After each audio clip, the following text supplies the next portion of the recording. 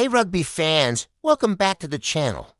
Today we're diving deep into the current state of world rugby, and there's one name on everyone's lips, the Springboks.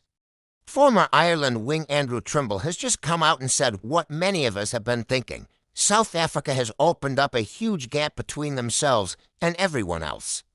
And honestly, it's hard to argue with him. Let's look at the facts. The Springboks are sitting pretty at number 1 in the world rankings.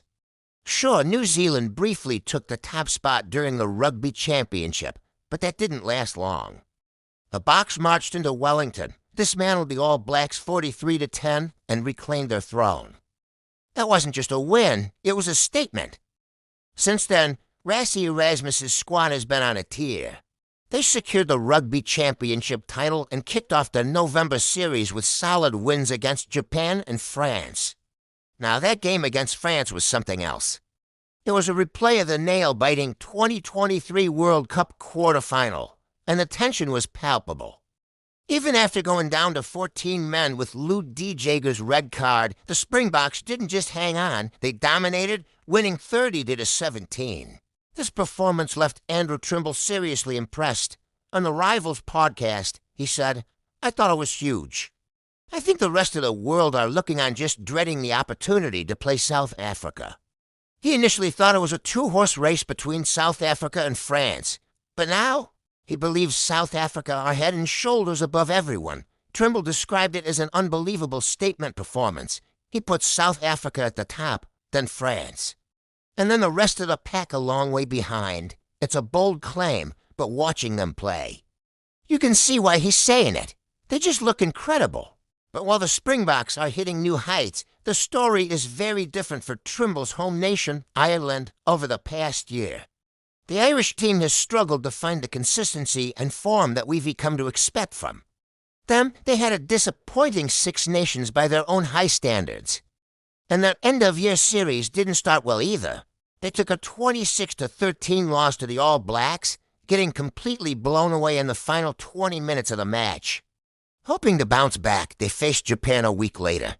On paper, it was a chance to regain some momentum and find that feel-good factor.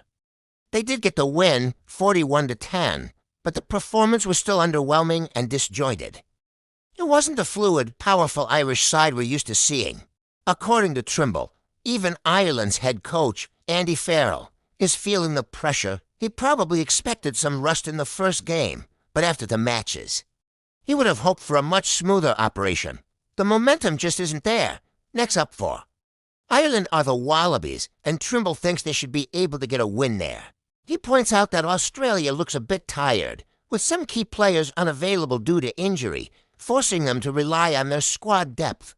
But the real test, the final contest of the year for Ireland, is against the mighty Springboks, and that's a prospect that has many Irish fans. And probably the team itself, feeling more than a little nervous.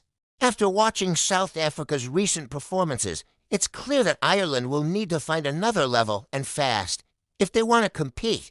It's a fascinating contrast, isn't it? One team seemingly unstoppable, playing with a brutal efficiency and confidence that strikes fear into opponents, the other. A recent powerhouse, searching for its identity and struggling to click. The upcoming match between these two nations will be a true test of where they both stand in the current global pecking order. What do you guys think? Are the Springboks truly in a league of their own? Can Ireland find their form in time to challenge them? Let me know your thoughts in the comments below. I'd love to hear your predictions for the rest of the November series. Thanks for watching, and if you enjoyed this breakdown, make sure to hit that like button and subscribe for more rugby content. We'll see you in the next one.